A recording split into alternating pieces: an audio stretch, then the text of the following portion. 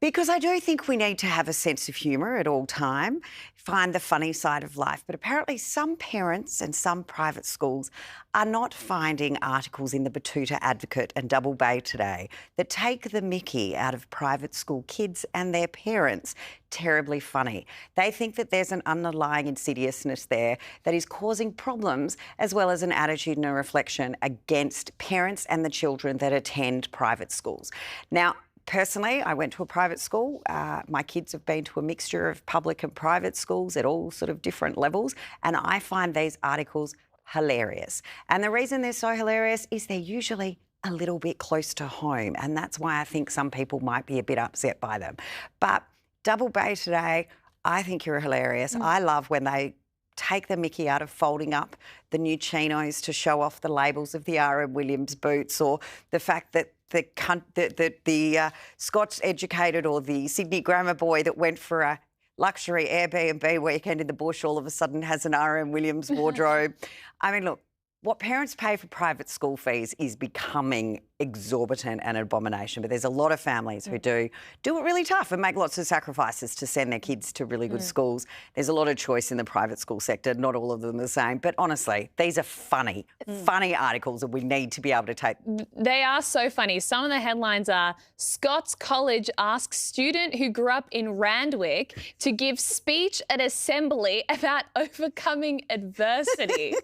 Another one is Skeggs Redlands School announced new helicopter shuttle service so parents and students can avoid the traffic on Military Road. I mean, that is just plainly hilarious. But I do see, on the other hand, some of the concern in that the nature of private schools have changed. Of course, in the inner city, you have those $50,000 a year private schools that still exist and are very competitive, but you are in a lot of the growth areas of Australia seeing a rise in low fee paying Anglican and Catholic schools.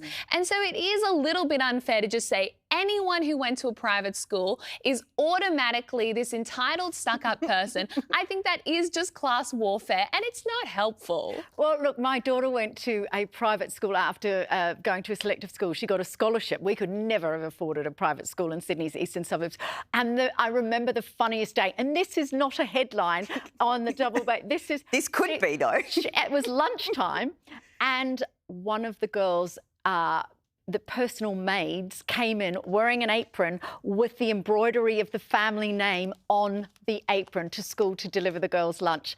And my daughter came home and told me about this, and I thought, where have we chosen to send you? But what I would say is that I work in the education and parenting group of editors at News Corp, and so we've launched an education pillar this year.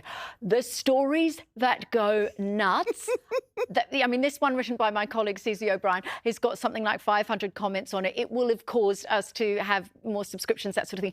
This is such a polarising topic, and I think it's because, to your points, parents are investing so much that they expect an outcome from it, and we cannot invest in our children's education and expect that we will get a certain result, that they will get into this university or they'll get an ATAR of 99.5.